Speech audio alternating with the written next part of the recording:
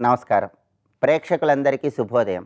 ఈనాటి శుభయోగం శీర్షికన మాస శివరాత్రి సందర్భంగా ఎలాంటి విధి విధానాలు పాటించాలో, తద్వారా ఎలాంటి ప్రయోజనాలు సిద్ధింపజేసుకోవచ్చో పరిశీలిద్దాం. ఈరోజు మాస శివరాత్రి సందర్భంగా నక్తవ్రతం ఉంటే చాలా మంచిది. అంటే పగలు ఉపవాసం ఉండి సాయంకాలం శివాభిషేకం చేసుకొని ఈశ్వరుడికి అన్నం నైవేద్యం సమర్పించి ఆ తర్వాత ఆ అన్నాన్ని ఆహారంగా స్వీకరించాలి. దీన్నే నక్తవ్రతం అంటారు. మాస శివరాత్రి నక్తవ్రతం చేస్తే శివానుగ్రహం సులభంగా కలుగుతుంది. అలాగే ప్రదోష కాలంలో శివాభిషేకం ఉత్తమ ఫలితాలను కలిగిస్తుంది. ప్రదోష కాలంలో పంచామృతాలతో శివాభిషేకం చేయటం, కొబ్బరి నీళ్లతో శివాభిషేకం చేయటం, అలాగే రుద్రాక్ష జలాలతో, సువర్ణ జలాలతో, విభూతి కలిపిన జలంతో శివాభిషేకం చేయటం ద్వారా శివానుగ్రహానికి పాత్రులై ఆర్థికంగా మంచి పురోభివృద్ధిని సాధించవచ్చు.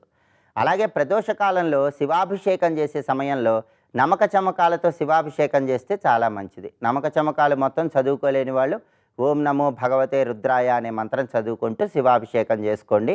శ్రీం శివాయ నమః అనే మంత్రం కూడా చదువుకుంటూ అభిషేకం చేసుకుంటే ఆర్థికంగా మంచి ప్రయోజనాలు కలుగుతాయి. అలాగే అభిషేకం పూర్తయిన తర్వాత పరమేశ్వరుడికి అలంకరణ చేసి శివుడిని తుమ్మి పూలతో పూజించి చిమ్మిలి నైవేద్యం సమర్పించినట్లయితే శివానుగ్రహం వల్ల సకల శుభాలు కలుగుతాయి. అలాగే ప్రదోష కాలంలో శివాలయానికి వెళ్ళి శివాలయంలో నందిహారతి, నాగహారతి, నక్షత్రహారతి, సర్పహారతి ఈ హారతులను దర్శనం చేసుకోవటం ద్వారా శివానుగ్రహానికి పాత్రులై సకల శుభాలను సిద్ధింపజేసుకోవచ్చు. ప్రదోష కాలంలో శివాలయ ప్రాంగణంలో దీపాన్ని వెలిగించడం, శివాలయంలో చండీ ప్రదక్షిణలు చేయటం ద్వారా శివుడి విశేషమైన అనుగ్రహానికి పాత్రులై సకల శుభాలను సిద్ధింపజేసుకోవచ్చు. అలాగే ప్రదోష కాలంలో శివాలయ ప్రాంగణంలో కానీ గృహంలో కానీ శివతాండవ స్తోత్రం, దారిద్ర్య దహన శివస్తోత్రం, శివపంచాక్షరి స్తోత్రం ఇవి చదవటం లేదా వినటం ద్వారా కూడా శివుడి అనుగ్రహానికి పాత్రులై విశేషమైన ప్రయోజనాలు సిద్ధింపజేసుకోవచ్చు. ప్రధానంగా నాగశివలింగ పుష్పం లేదా సహస్రఫణి పుష్పాన్ని ఈశ్వరుడికి సమర్పిస్తే అష్టైశ్వర్యాలు సిద్ధింపజేసుకోవచ్చు. నాగశివలింగ పుష్పం అంటే సహస్రఫణి పుష్పం అందుబాటులో లేకపోతే దానికి ప్రత్యామ్నాయంగా ఎర్రటి మందార పూలు ఈశ్వరుడికి సమర్పించి నమస్కారం చేసుకోవటం ద్వారా కూడా సకల శుభాలను సిద్ధింపజేసుకోవచ్చు. శివ పరివారం మొత్తం అనుగ్రహం కలగాలంటే నమశివాయ సాంబాయ సగుణాయ ససూనవే కైలాసాచలవాసాయ మహాదేవాయ సంభవే అనే శ్లోకాన్ని ప్రదోషకాలంలో దీపారాధన చేశాక చదువుకోవటం ద్వారా శివ పరివారం అనుగ్రహం కలిగి సకల శుభాలను సిద్ధింపజేసుకోవచ్చు. రేపటి శుభయోగం శీర్షికన నరక చతుర్దశి, దీపావళి అమావాస్య సందర్భంగా ఎలాంటి విధి విధానాలు పాటించాలో, తద్వారా ఎలాంటి ప్రయోజనాలు సిద్ధింపజేసుకోవచ్చో పరిశీలిద్దాం. నమస్కారం.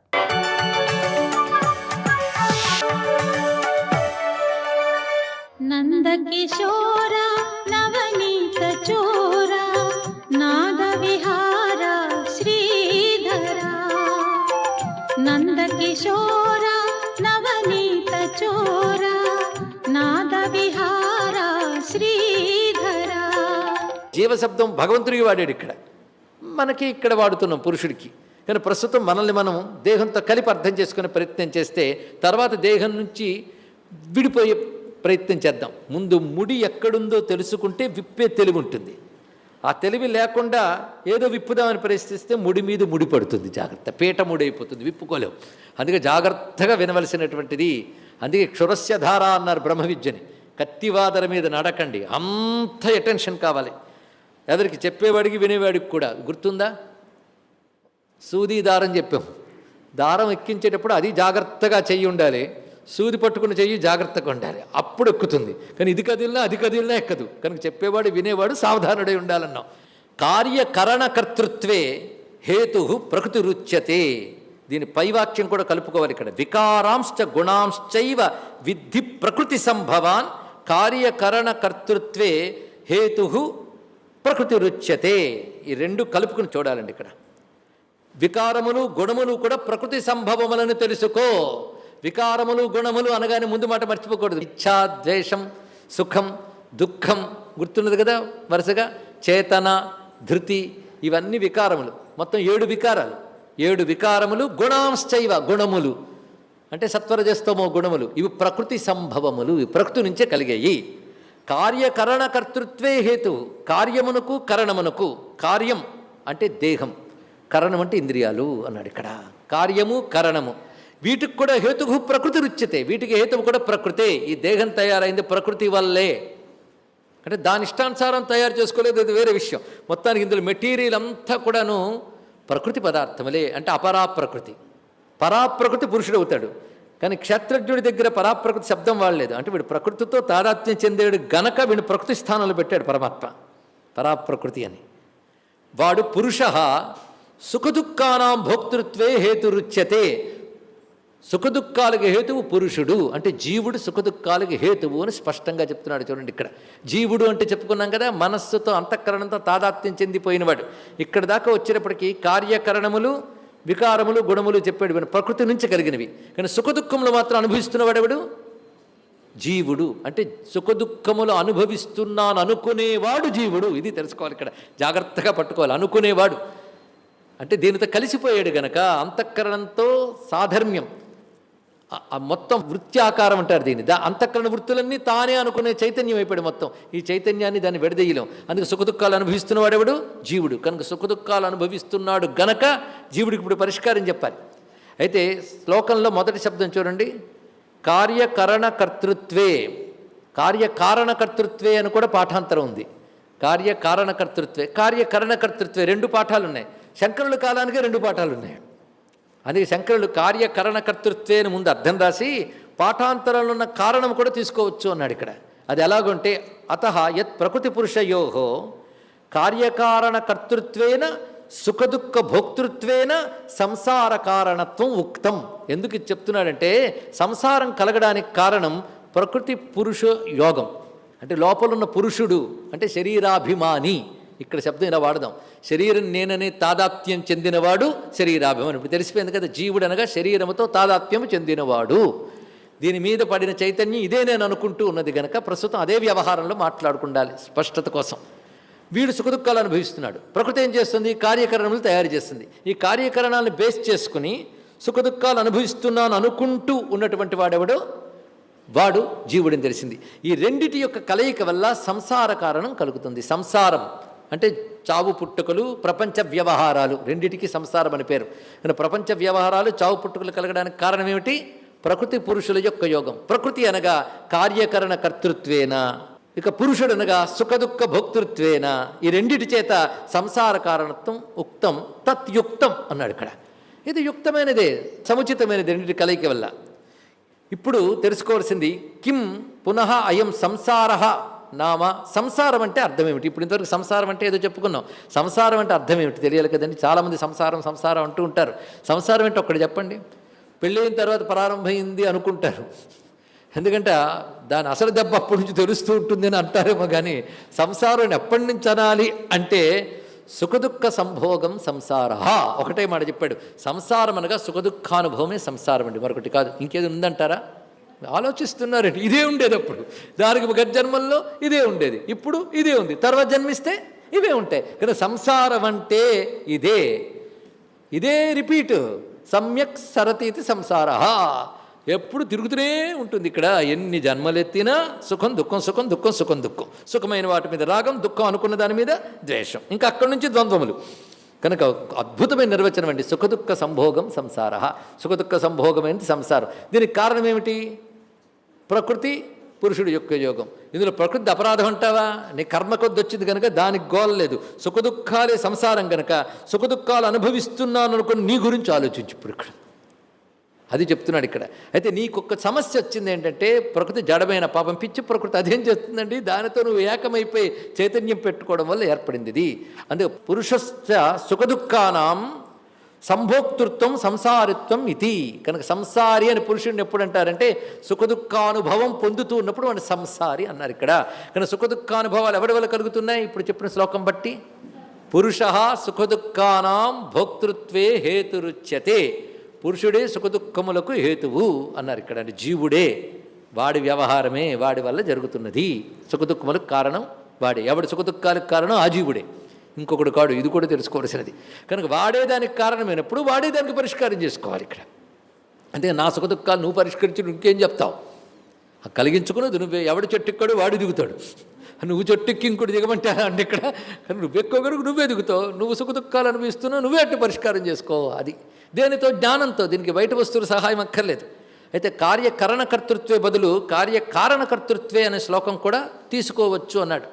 అక్కడ కార్యకారణాలకి ఏం అర్థం చెప్తావంటే మూల ప్రకృతి అవికృతి మహదాద్యా ప్రకృతి వికృతయ సప్త ఇక తర్వాత చెప్తుంది పురుష. ముందు చెప్తుంది ప్రకృతి మూల ప్రకృతి అని ఉంటుందట. మూల ప్రకృతి అంటే అవిద్య. ఇదే త్రిగుణాత్మకమైన మాయ, అది మూల ప్రకృతి. తర్వాత కలిగినవి, దానివల్ల కలిగినవి ఏంటంటే మహత్ ఆద్యాహ, అంటే మహత్తు, అహంకారము, పంచభూతములు. వీటిని ఏమంటారంటే వికృతయ అంటారు. వికృతులు ప్రకృతి నుంచి కలిగిన వికృతులు కదా. కానీ మూల ప్రకృతి ఒకటే త్రిగుణాత్మకమైన మాయ, దాని పేరు అవిద్య. మూల ప్రకృతి అది అవికృతి, ఎప్పుడు ఒకేలా ఉంటుంది. దాని నుంచి కలిగినవి అంటే ముందు మట్టి తీసుకున్నాక దాని నుంచి కొండలు చేసినట్టు ఆ మూల ప్రకృతి నుంచి వచ్చిన వికృతులు 7. మహదాద్యాహ ప్రకృతి వికృతయ సప్త. ఇది సాంఖ్యమేనండి. ఆ మాటకు వస్తే ప్రకృతి పురుష అని 2 శబ్దములు సాంఖ్యంలోనివి. ఆ సాంఖ్యం వేదం నుంచి వచ్చింది ఇక్కడ. ఇప్పుడు కార్యకారణకర్తృత్వే అన్నప్పుడు కార్యమైనటువంటి దేహము, కారణమైన మహదాది ప్రకృతులు 7 అని ఇక్కడ. అది కూడా దీని సంబంధమే. కానీ కరణకర్తృత్వే అన్న కారణకర్తృత్వే అన్న శ్లోకంలో పెద్ద విశేషమైనటువంటి మార్పు ఏం లేదు. ప్రకృతి పురుషుడు చూపిస్తున్నాడు. పురుష, ఇప్పుడు పురుషుడికి సుఖదుఖములు దేనివల్ల కలుగుతున్నాయి ఇది తేల్చాలి కదా. దేహ తాదాత్మ్యం వల్ల ఉన్న మాట అనేసాం, కానీ స్పష్టంగా తెలుసుకోవాలి. ఆ తాదాత్మ్యాన్ని ఇప్పుడు తీయాలి. తీస్తే వాడు సుఖదుఖాలు పోయాయి. ఇంకా వాడు అద్వయమైన ఆనందాన్ని అనుభవిస్తాడు. కానీ సుఖదుఖములకి హేతువు జీవభావమే. జీవభావమే సుఖదుఖాలకు హేతువు. అని పురుష ప్రకృతిస్థో హి భుంక్తే ప్రకృతిజాన్ గుణాన్ కారణం గుణసంగోస్య సదసద్యోని జన్మసు. ఇది ప్యూర్ సైన్స్ అండి. మనిషి పుట్టుకలు ఎందుకు పుడుతున్నాడు, ఇలాంటి పుట్టుకలు ఎన్ని రకాలు ఉంటాయి, ఇన్ని పుట్టుకలు ఎందుకు పొందుతున్నాం, ఇది మనకు అత్యంత అవసరమైన సైన్స్. నీ కథ చెప్పేది భగవద్గీత. స్వస్తి.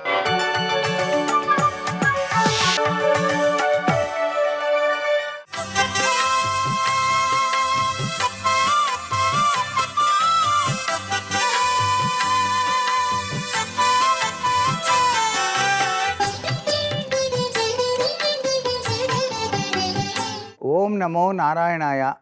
ఓం నమః శివాయ. శ్రీమాత్రే నమః. ఈరోజు త్రయోదశి తిథితో కూడినటువంటి విశిష్టవంతమైన రోజు కాబట్టి శనివారం. శనికి సంబంధించినంత వరకు కూడాను ప్రతి ఒక్కరూ కూడాను మూలమంత్రాన్ని అనుష్ఠానం చేయటం చాలా విశేషం. శమగ్నిరగ్ని భిస్కరచ్ఛన్న సపతు సూర్య సంవాతో వాత్పరప అపశ్రిత అనేటువంటి మూలమంత్రాన్ని 108 సార్లు గనక ఎవరైతే జపిస్తారో వారికి ఏలినాటి అర్ధాష్టమ శని దోషభూయిష్టమైన ప్రభావాల నుంచి బయలుపడటానికి ఆస్కారం ఉంది. జమ్మి చెట్టు దగ్గరకు వెళ్ళి ఈ రోజున 21 ప్రదక్షిణాలు నిర్వహించడం వల్ల కూడాను శనిగ్రహ బాధ నుంచి నివృత్తిని సాధించడానికి ఆస్కారం ఎక్కువగా ఉంటుంది. గృహంలో శివాభిషేకం ఈ రోజున ఎవరైతే నిర్వహిస్తారో వారికి తప్పనిసరిగా ఈశ్వరానుగ్రహం కలిగి తీరుతుంది. కారణం రాత్రి సమయానికి చతుర్దశి తిథి వచ్చింది. అంటే ఒక విధంగా మాస శివరాత్రి యొక్క ప్రభావం కూడాను ఈ రోజునే ఉన్నది. కాబట్టి ఈ రోజున తప్పనిసరిగా గ్రహ నక్షత్రమాలికాధరుడైనటువంటి పరమేశ్వరుణ్ణి గనక వివిధ రకాలైనటువంటి ద్రవ్యాలతో గనక అభిషేకం చేసినట్లయితే పరమేశ్వరానుగ్రహంతో దివ్యవంతమైన అనుగ్రహ కరుణా కటాక్ష వీక్షణాల్ని ప్రతి ఒక్కరూ కూడాను సాధించుకోవడానికి ఆస్కారం ఉంటుంది. పంచామృతాలతో అభిషేకము పంచముఖ పరమేశ కరుణించుము అంటూ ఆ స్వామిని మనం ఆరాధన చెయ్యాలి ఈ యొక్క సుదినాన. అంతేకాకుండా దీపం జ్యోతి పరబ్రహ్మం అన్నారు కాబట్టి ఈ రోజున దీపారాధన అనేటువంటిది కూడాను చాలా విశిష్టవంతమైన ప్రభావాన్ని కలిగింపజేస్తుంది. దీపంలో కుమారస్వామి వారు కొలువై ఉంటారు అని కూడాను మనకు శాస్త్రాల్లో చెప్పారు. అందుచేత పితృదేవతల ఆశీస్సులకు కూడాను ఈ దీపారాధన ఈనాడు ఆచరించడం వల్ల కూడాను చాలా విశేషం. ఎందుచేతనంటే మాస శివరాత్రితో కూడినదిగా ఇది ఈ తిథులు రావటం మనం గమనార్హం. అందుచేత ఇది శని త్రయోదశితో కూడినటువంటి మాస శివరాత్రితో కూడినటువంటి విశిష్టవంతమైనటువంటి లక్షణంతో ఉన్నది. కాబట్టి మనం ఈ విధి విధానాల్ని గనక పాటించినట్లయితే అర్ధాష్టమ శని మొదలైనటువంటి దోషాల నుంచి బయటపడటానికి, ఆశుతోషుడైన పరమేశ్వరుని యొక్క దివ్యవంతమైన అనుగ్రహంతో పాటు లక్ష్మీ కటాక్షాన్ని కూడా సాధించడానికి ఇది చాలా సులభవంతమైనటువంటి మార్గంగా గ్రహించి ఆచరించి తరిస్తారు కదూ. మరి సర్వే జనా సుఖినో భవంతు.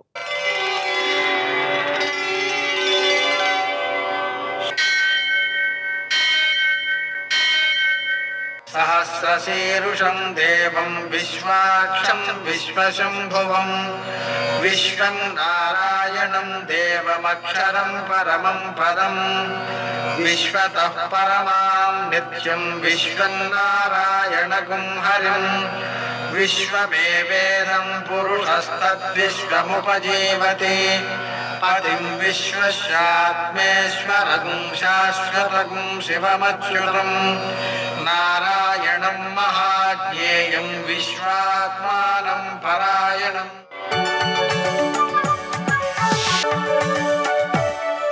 सूर्यशौर्यमथेन्दुरिन्द्रपदवी सन्मङ्गलं मङ्गलम्. పద్మావతి ప్రణయలాలితముగ్ధదేహ శ్రీ వెంకటేశరుణమోచనమస్తు మహ్యం. నేటి కాలమాన విశేషాలను గమనిద్దాం. స్వస్తి శ్రీ చాంద్రమాన శోభకృన్నామ సంవత్సరం దక్షిణాయనం శరదృతువు ఆశ్వయుజమాసం కృష్ణపక్షం శనివారం. సూర్యోదయం 6:22 సూర్యాస్తమయం 5:37 తిథి త్రయోదశి మధ్యాహ్నం 1:54 వరకు. నక్షత్రం చిత్త రాత్రి 1:44 వరకు.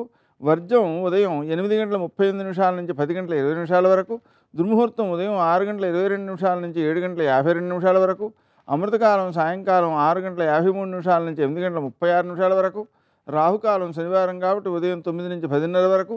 అష్టగౌరీత్యా శుభప్రదమైన సమయం ఉదయం 11:40. నేటి విశేషం గోత్రిరాత్ర వ్రతం. మాస శివరాత్రి శనివారం కాబట్టి ఉదయకాలం సూర్యోదయానికి ముందే లేచి స్నానం చేసి శంకరుణ్ణి పూజ చేసుకోవడం మంచిది. ఒక 1/2 కేజీ నల్ల నువ్వులతో శివునికి పూజ చేసి ఆవులకు పెట్టడం. 1 కేజీ నువ్వుల నూనెతో అభిషేకం చేసి దాంట్లో పసుపు కలిపి ఆవులకు రాయడం. వెంకటేశ్వర దీపారాధన చేయడం. హనుమంతునికి పూజ చేయడం. అప్పాలు నివేదన చేయడం. ప్రదక్షిణాలు చేయడం. హనుమాన్ చాలీసా పారాయణ చేయడం. ఇవన్నీ గ్రహదోషాలను తొలగిస్తాయి. అలాగే ఈరోజు ప్రత్యేకించి గోత్రిరాత్ర వ్రతం కాబట్టి ఈ రోజు నుంచి 3 రోజుల పాటు గోవులకు ఆహారాన్ని అందించడం శ్రేష్టం. అలాగే ఈరోజు మాస శివరాత్రి కూడా ఉన్నందువలన రాత్రంతా జాగారం ఉండి పూజ చేయడం, అలాగే ఉపవాసం ఉండడం, ప్రదోషకాలంలో కూడా శంకరునికి పూజ చేయడం ఇవి సత్ఫలితాలను అందజేస్తాయి. నేటి ఆణిముత్యాలు.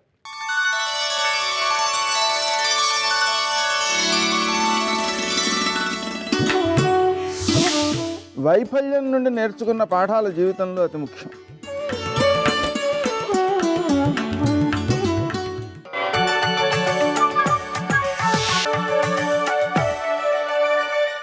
सर्वमङ्गलमाङ्गल्ये शिवे सर्वार्थसाधिके शरण्ये त्र्यम्बिके देवी नारायणि नमोऽस्तुते. నకేభ్య సంత్రస్యన్. పెద్ద త్రిశూలం పెట్టి పొడవలేదు, పెద్ద యుద్ధం చేయలేదు, పెద్ద ఢమరుకం వాయించలేదు, నందివాహనం ఎక్కి రాలేదు, నంది రెంకె వేయలేదు. ఇలా కూర్చున్నవాడు ఇలాగే గిల్లేశాడు. ఏం చేశాడని బ్రహ్మగారు అంటే అది శంకర భగవత్పాదుల యొక్క రచన వైచిత్రి. ఆయన ఏం చేశాడో చెప్పక్కర్లేదు, ఇలాంటి తప్పు చేసిన వాడిని ఒకడిని చెప్పారు. నకేభ్య సంత్రస్యన్ ప్రథమమధనాదంధకరిపో. అంధకాసురుడని ఓ రాక్షసుడు, హిరణ్యాక్షుడు కొడుకు. ఆయన ఒకప్పుడు అమ్మవారిని మోహించాడు. వాడు ఎందుకు మోహించాడు అంటే వాడి చావు వాడు తెచ్చుకోవడానికి మోహించాడు. అందుకే ఆవిడ మహిషాసుర మర్దని. అర్థం లేని కామం అణిగిపోయి ధర్మబద్ధమైన కామం కలగాలంటే ఆవిడ పాదం పట్టుకోవాలి. ఆయన చతుర్ముఖ బ్రహ్మగారిని నాకు చావు లేకుండా వరం ఇమ్మని అడిగాడు అంధకాసురుడు. ఆయన అన్నాడు అలా కుదరదు, ఎవరైనా గిట్టవలసిందే, ఇంకొక మాట అడుగన్నాడు. ఆయన అన్నాడు ఏ ఆడదాన్ని చూసేటప్పటికి 3 లోకములు అమ్మా అని పిలుస్తాయో, ఏ ఆడదాన్ని ఎవ్వడూ నేను మగవాణ్ణన్న భావనతో కామించడో, ఏ ఆడదాన్ని కామించిన కారణానికి నేను చచ్చిపోతానో అలాంటి ఆడదాని యందు నాకు అనురక్తి కలిగితే చచ్చిపోయేటట్టు అనుగ్రహించాను. తథాస్తు అన్నాడు. ఎవరావిడ లోకజనని వాగర్ధావివ సంపృక్తౌ వాగర్ధ ప్రతిపత్తయే జగత పితరౌ వందే పార్వతీ పరమేశ్వరౌ. హిమవత్ పర్వతంలో ఆ తల్లి శంకరుడు తనలో తాను రమిస్తూ తపస్సులో ఉండగా పరిచర్య చేస్తోంది. బుద్ధి వక్రించింది, బుద్ధి కర్మానుసారిణి. నాశనమయ్యే కాలానికి అలాంటి బుద్ధులు పుడతాయి. ఎవడో మంత్రి ఒకడు చూశాడు, బహుసుందరాంగి పరమశివుడికి పరిచర్య చేస్తోంది, ఆయన తపస్సులో ఉన్నాడు.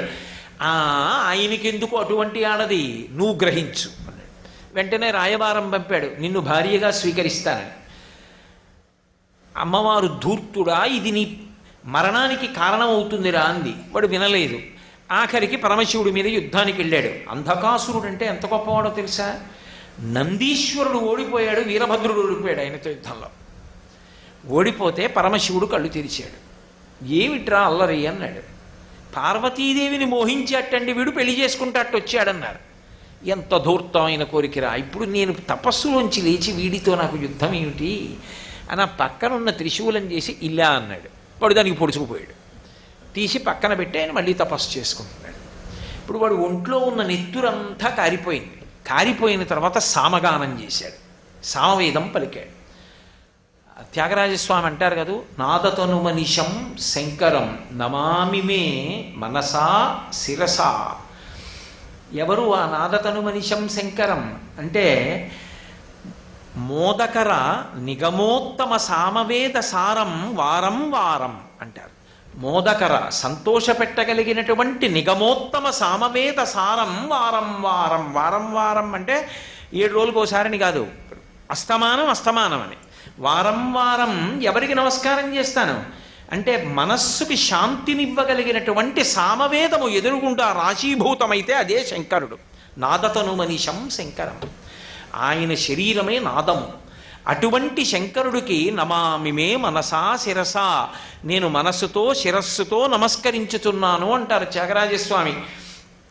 అటువంటిది ఆ సంగీతం, ఆ స్వరాలు కూడా ఆయన ముఖాల్లోంచి వచ్చినవే. అందుకే సత్యోజాతాది పంచవక్త్రజ వర సరిగమనీ విద్యాలోలం విదలిత కాలం విమల హృదయ త్యాగరాజ పాలం నాదతనుమనిషం శంకరం నమామి మే మనసా శిరసా అంటారు. సద్యోజాతాది పంచవక్త్రజ వర సరిగమని విద్యాలోలం. స రీ గ మ ప ద ని అనబడేటటువంటి 7 స్వరములు సద్యోజాత అఘోర తత్పురుష వామదేవ ఈశానములనేటటువంటి ఏ శంకరుని యొక్క 5 ముఖములలోంచి వస్తే సంగీతమైందో సామవేదమైందో అటువంటి మళ్ళీ ఈ స్వరముల చేత లోలుడై సంతోషించేటటువంటి శంకరుడికి మనసా శిరస కీర్తన చేత వాక్కుతో నమస్కరించుతున్నాను అంటారు త్యాగరాజస్వామి. అలా వెనక్కి రండి.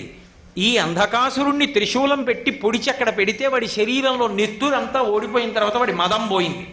పోయి సామగానం చేశాడు శంకరుడి మీద, ఆయన సంతోషించాడు. అలా అంధకాసురుడు ఏ దోషం చేశాడో అటువంటి దోషం ఒకప్పుడు బ్రహ్మగారు చేశాడు. చేస్తే పరమశివుడు చూశాడు, గమనించాడు. ఓహో 5 ముఖాలున్నాయి అనుకుంటున్నాడు బ్రహ్మగారు. ఒకప్పుడు బ్రహ్మగారికి 5 ముఖాలు ఉండేవి, పరమశివుడికి 5 ముఖాలు. ఏమిటి తేడా, నాకు ఆయనకి ఇద్దరికి 5 ముఖాలేగా. శంకరుడు ఆలోచించాడు, ఓహో 5 తలకాయలు నాకు, 5 తలకాయలు ఆయనకి, ఇదే లెక్క కట్టుకున్నాడు అని. నువ్వెంతటి వాడివో ఇప్పుడు చూస్తానని ఇలా గిల్లేశాడు. ఏం పెద్ద కష్టపడలా, చతుర్ముఖ బ్రహ్మగారితో పెద్ద యుద్ధం ఏం చేయలే.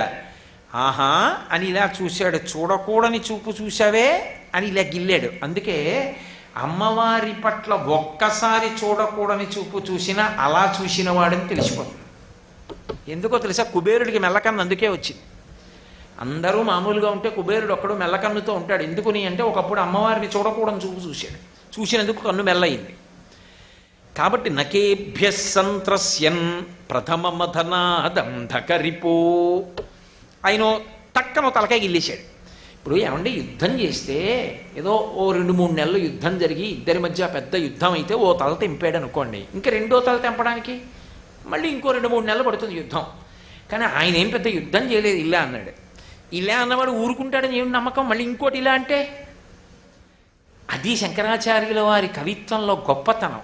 ఎక్కడ చెప్పరు బ్రహ్మగారు ఏం దోషం చేశారో. అంధకాసురుడి విషయం చెప్పి అలా అని ఊరుకున్నారు. నేను అలాగే చెప్పాలి, అంతేగాని ఇంకంతకన్నా ముందుకు నేను వెళ్ళకూడదు. శంకరులు ఎలా చెప్పారో అలాగే చెప్పాలి. సర్వం శ్రీ ఉమామహేశ్వర పరబ్రహ్మార్పణమస్తు. స్వస్తి.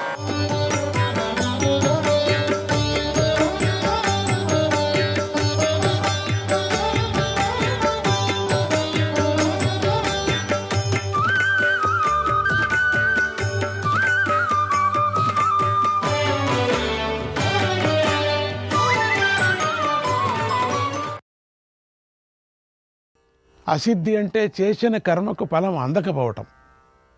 ఈ రెండింటిలోనూ నిర్వికారుడై ఉండేవాడిని అంటే బయటికి మాత్రమే కాక మనస్సులో కూడా ఎటువంటి వికారాలను పొందని వాడిని సిద్ధ్యోహ నిర్వికార అంటున్నాడు భగవంతుడు. అతడు కేవలం శాస్త్ర ప్రమాణంతో ప్రేరేపితుడై ఉంటాడే కానీ ఫలం మీద దృష్టితో కాదు. అతడికి ఫలం వల్ల కలిగే సుఖం మీద కోరిక ఉండదు. అతడే నిర్వికారుడు అనబడతాడు. ముక్త సంగుడు, అనహంవాది, ధృత్యుత్సాహ సమన్వితుడు, సిద్ధ్యాసిద్ధి నిర్వికారుడు అయిన కర్త. సిద్ధ్యాసిద్ధి నిర్వికారుడు ఎవడైతే ఉన్నాడో అతడు సాత్వికుడు లేదా సాత్విక కర్త అనబడతాడు. ఫలం మీద ప్రేమ లేకుండా, మళ్ళీ అదే చెప్తున్నా, ఎన్ని రకాలుగా చెప్తున్నాడు పరమాత్ముడు అంటే, మిఠాయి అంగడికి వెళతారు మీరు.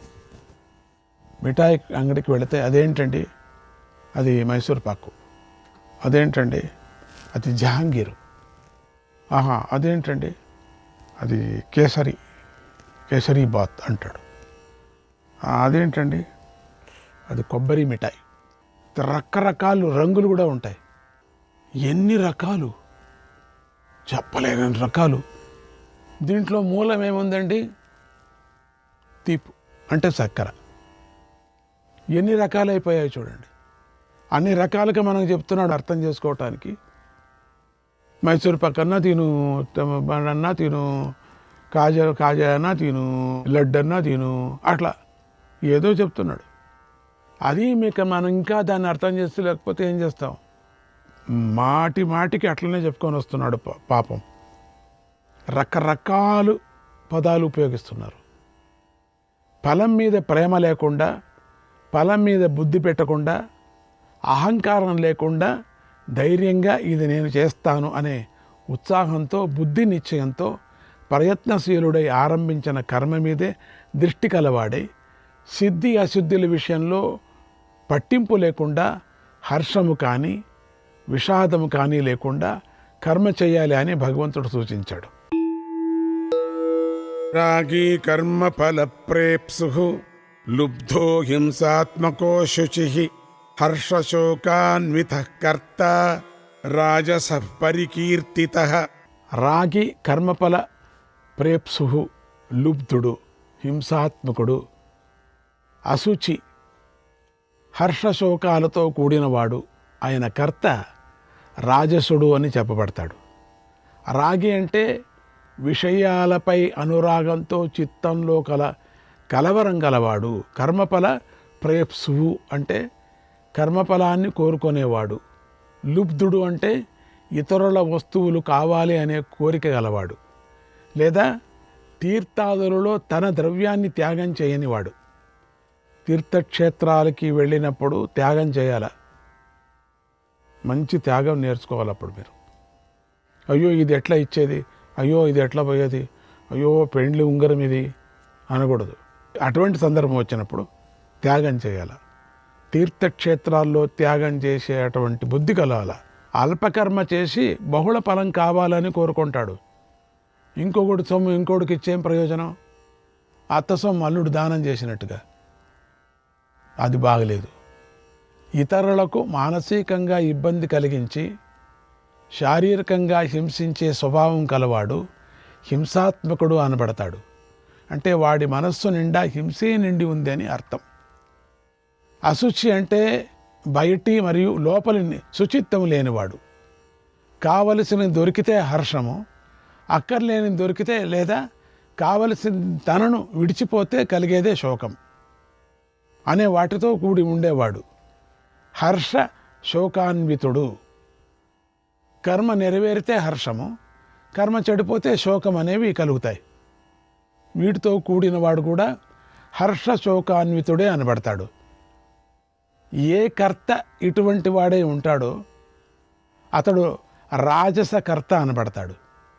కర్మ చేసేటప్పుడు ఫలం వల్ల కలిగే సుఖం మీద ఆశ ఉండకూడదు. ఎంతగా చెప్పుకొస్తారండి మళ్ళీ మళ్ళీ. అంటే చేసే కర్మ మనకు చేతనైన దానిలోనే చేయాలి, కానీ దాన్ని దాచిపెట్టుకోకూడదు. అది మాత్రం ఇతరుల డబ్బుతో చేయకూడదు. కర్మను ఎప్పటికీ అట్లా చేయకూడదు. మనం కష్టపడి సంపాదన చేసినటువంటి డబ్బే వాళ్ళు ఎవరో ఇస్తాడు, కర్మ చేస్తానని ఏం ప్రయోజనం? పోనీ వాళ్ళకి పోదు, వీళ్ళకి పోదు, చేసిన పండితులకు పోదు. అంతే. అన్నదానం చేస్తే ఏమైనా నలుగురు అన్నం తిన్నారేమో, అది తప్పితే అది కూడా అన్నదానం ఫలం కూడా రాదు. ఎందుకంటే హీనకర్మ కదా నువ్వు చేస్తున్నావు, అందుకని అప్పు చేస్తున్నావు కాబట్టి హీనకర్మ అది. అంటే ఇక్కడ చూసారు, అప్పులు చేసి చేయకూడదు అని చెప్పేశాడు.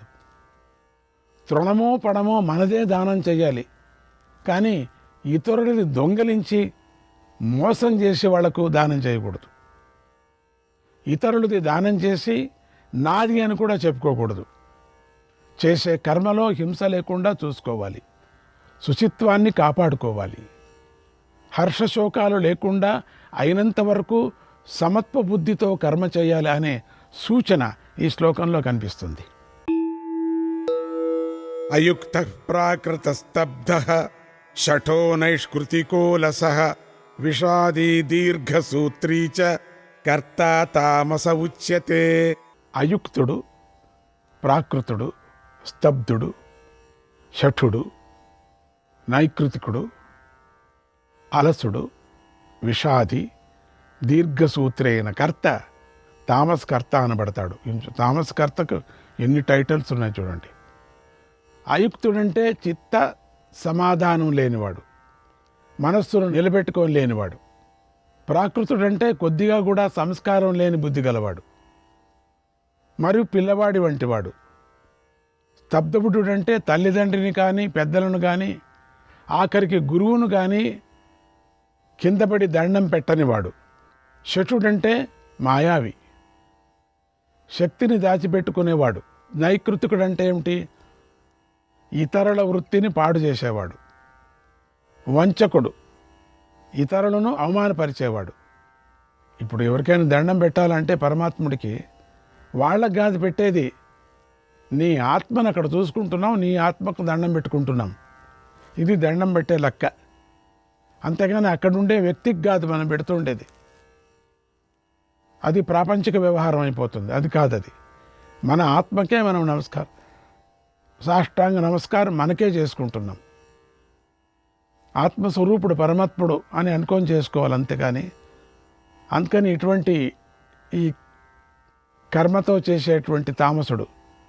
అలసుడంటే తప్పక చేయవలసిన పనులు కూడా చేయనివాడు.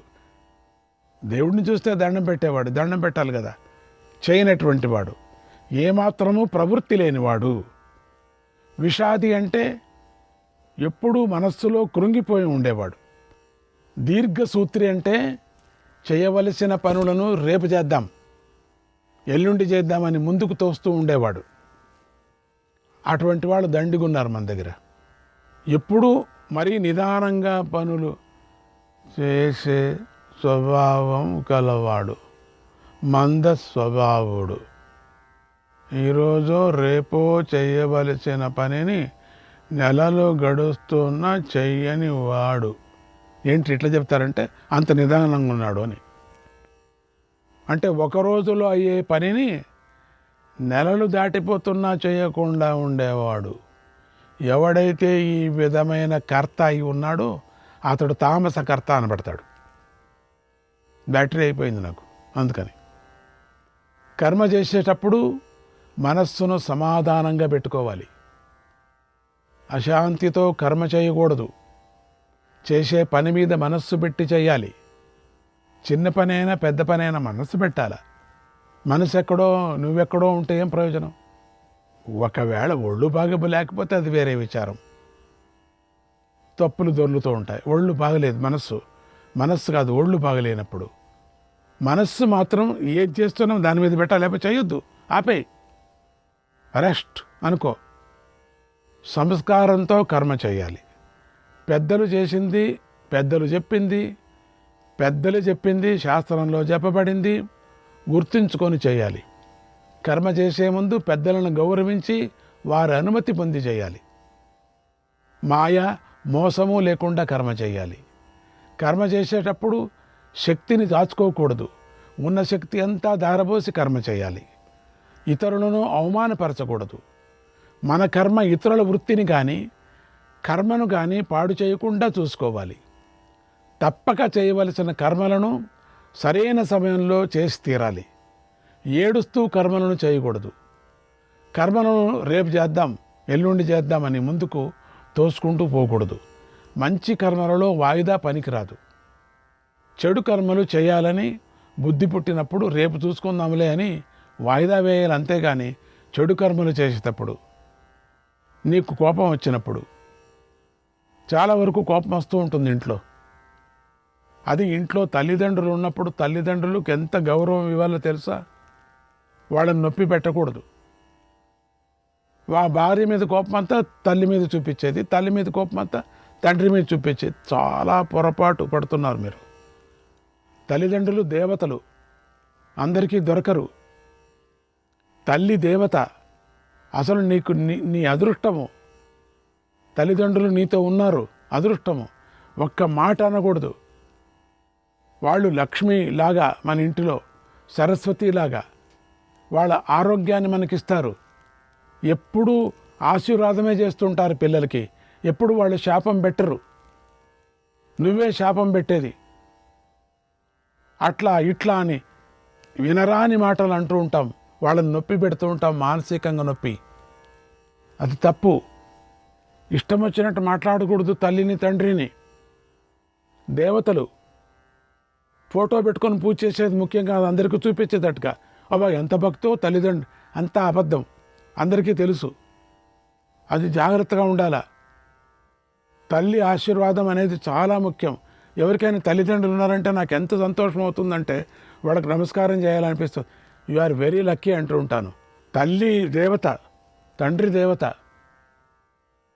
ఇటువంటి వాడిని ఇంకొకరి మీద చేసాక ఇది కూడా ఉత్తమమైన కర్మ. దీంట్లో భగవంతుడు చెప్పే మాట, నేనుగా చెప్పే మాట.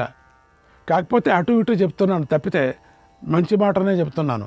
అంటే ఉత్తమమైన కర్మ ఒకవేళ నీకు డబ్బు లేకపోయి చేయాలా ఇటువంటి యజ్ఞయాగాదులు అనుకున్నప్పుడు చేయకపోయినా చింత లేదు. తల్లిదండ్రులను జ్ఞాపం చేసుకొని వాళ్ళు పోయిన రోజు ఇద్దరికి అన్నం పెడితే చాలు. అథవా ఉంటే తల్లిదండ్రులు వాళ్ళకి పూజ చేస్తే చాలు. ఆ రోజు నువ్వు నమస్కారం చేసి మంచి మాటలతో వాళ్ళు ఆనందం పెట్టు. అందుకని దానికోసం మళ్ళీ నేను జ్ఞాపకం చేసుకుంది. అమ్మ అంటే ఎవరికైనా అమ్మ ఉందంటే అబ్బా ఎంత అదృష్టం అనుకుంటా. ఎంత బాగుంటుంది. నీకు కష్టమైనప్పుడు ఒడిలో పోయి పడుకుంటే ఎంత బాగుంటుంది తెలుసా? ఎంత హాయి అనిపిస్తుంది అమ్మా అంటే. అమ్మా అది లోపల ఆ భావన ఎంత బాగుంటుంది తెలుసా? కుపుత్రుడు ఉంటాడు కానీ కుమాత ఉండదు కదా ఎప్పటికీ.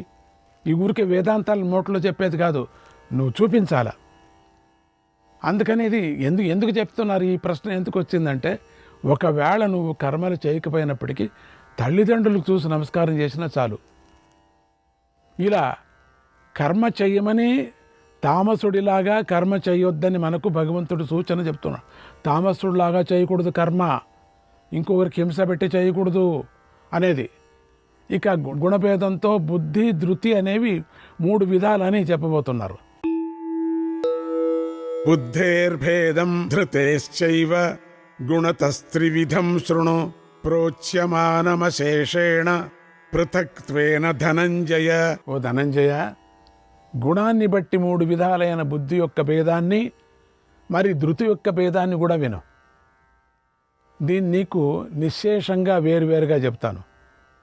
భగవంతుడు ఏ ఒక్క విషయము మిగల్చకుండా గుణాలను గురించి పూర్తిగా చెబుతున్నాడు. అలా చెబుతూ ఇప్పుడు గుణభేదం వల్ల బుద్ధి 3 విధాలుగా ఉన్నదని, ధృతి కూడా 3 విధాలుగా ఉన్నదని చెబుతున్నాడు. అశేషంగా కొంచెం కూడా మిగల్చకుండా ఉన్నది ఉన్నట్టుగా విడివిడిగా విడదీసి నేను చెబుతూ తెలియజేస్తున్న దానిని వినవయ్యా ధనంజయ అంటున్నాడు భగవంతుడు. ఇది ఎంత మంచి ఆజ్ఞ! డైరెక్ట్గా చెప్తున్నాడు. అంత అర్హత పొందాడు ఎవరు? అర్జునుడు. డైరెక్ట్గా చెప్పించుకోవటానికి. ఇక్కడ చెప్పబోయే విషయాన్ని ఈ శ్లోకంలో పరమాత్ముడు సూత్రప్రాయంగా చెప్పాడు. అర్జునుడికి ధనంజయుడని పేరు. దిగ్విజయమైనటువంటి యాత్రలో మానవ ధనాన్ని దైవ ధనాన్ని కూడా గెలిచి తెచ్చాడు కనుక అర్జునుడికి ధనంజయుడనే పేరు వచ్చింది. దాన్ని మనం పూర్వమే చెప్పుకున్నాం ఎందుకు వచ్చిందని. ప్రవృత్తించ నివృత్తించ కార్యాకార్యే భయాభయే బంధం మోక్షంచ యా వేత్తి బుద్ధి సా పార్థ సాత్వికీ. ఓ పార్థ, ప్రవృత్తిని నివృత్తిని కార్యాకార్యాలను భయాభయాలను బంధాన్ని మోక్షాన్ని ఏ బుద్ధి తెలుసుకుంటుందో అది సాత్విక బుద్ధి అనబడుతుంది. ప్రవృత్తి అంటే ప్రవర్తింపజేసేది లేదా ప్రవర్తించడం అనే అర్థం కూడా అవుతుంది. బంధానికి కారణమైనటువంటి కర్మ మార్గమే ప్రవృత్తి. ఇది శాస్త్రాలలో విధించబడిన కర్మల విషయమే ఉంటుంది. నివృత్తి అంటే మోక్షానికి కారణమైన సన్యాస మార్గం లేదా జ్ఞాన మార్గం. బంధమోక్షాలను ఇదే శ్లోకంలో ప్రయోగించి ఉండటం చేత ప్రవృత్తి నివృత్తులంటే కర్మ సన్యాస మార్గాలని తెలుస్తుంది. వేదం విధించినది కర్తవ్యము, వేదము నిషేధించినది అకర్తవ్యము. శాస్త్రవిహిత కర్మలను చేయటము, శాస్త్రం చేత నిషేధించబడిన కర్మలను చెయ్యకపోవటము అనే వాటిని కార్యాకార్యాలు అంటారు. దేశము కాలము మొదలైన వాటికి తగ్గట్టుగా ఈ లోకంలోని ప్రయోజనం కోసమై మరి పరలోక ప్రయోజనం కోసమై కర్మలను చేయటము లేదా విడిచిపెట్టటము అనేవి కూడా కార్యాకార్యాలని పిలువబడతాయి. దేనికి వెనుకాడతారో దాన్ని భయం అంటారు. అభయం అంటే భయం లేకపోవటం. కనిపించే ఫలాలు కనిపించని ఫలాలను ఇచ్చే కర్మల విషయంలో అంటే వాటి ఫలాల ద్వారా కలిగే ఇహలోక పరలోక ప్రాప్తి ద్వారా కలిగే భయాభయాలని కూడా చెప్పుకోవచ్చు. ఇక్కడ బంధం అంటే కారణమైన అవిద్యతో కూడిన బంధమని అర్థం. అలాగే మోక్షం అంటే కారణమైనటువంటి విద్యతో కూడిన మోక్షము అని అర్థం. ఈ విధంగా అర్థం చెప్పుకున్న ప్రవృత్తి నివృత్తులను, కార్యాకార్యాలను, భయాభయాలను, బంధమోక్షాలను ఏ బుద్ధి తెలుసుకుంటుందో అది సాత్విక బుద్ధి. 20-21 శ్లోకాల్లో చెప్పబడినటువంటి జ్ఞానము బుద్ధి యొక్క వృత్తి అయి ఉంది. జ్ఞానము బుద్ధి యొక్క వృత్తి అయి ఉంది. ఇక్కడ చెప్పిన బుద్ధి అయితే ఆ వృత్తి కలది. ఇకపై చెప్పబోతున్న ధృతి కూడా బుద్ధి యొక్క వృత్తి అయి ఉంది అని మనం తెలుసుకోవాలా. ధృతి కూడా బుద్ధి యొక్క వృత్తి అని తెలుసుకోవాలా.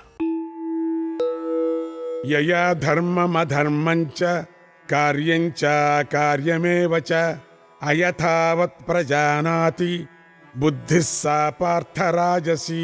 ఓ పార్థ, దేనితో అయితే ధర్మాన్ని అధర్మాన్ని కార్యాన్ని అకార్యాన్ని అయథావత్తగా తెలుసుకుంటాడో ఆ బుద్ధి రాజస బుద్ధి అనబడుతుంది. రాజస బుద్ధి కలవారు ధర్మాన్ని అంటే శాస్త్రంలో విధించిన దానిని, అధర్మాన్ని అంటే శాస్త్రము నిషేధించిన దానిని సరిగ్గా తెలుసుకోలేరు. అలాగే మనం పూర్వం చెప్పుకున్న కార్యాకార్యాలను, లౌకిక వైదిక కర్మలను ఈ రాజస బుద్ధి యథావత్తగా తెలుసుకోరు. యథావత్ అంటే ఉన్నది ఉన్నట్టుగా అని అర్థం. అయథావత్తు అంటే ఉన్నది ఉన్నట్టుగా కాకుండా మరొక విధంగా అని అర్థం కూడా. కార్యాన్ని అకార్యంగాను, అకార్యాన్ని కార్యంగాను తెలుసుకునేది రాజస బుద్ధి అని అర్థం. ధర్మం అంటే భగవంతుడి ఇచ్ఛారూపమైనది. శ్రీకృష్ణాయ పరమాత్మనే నమః.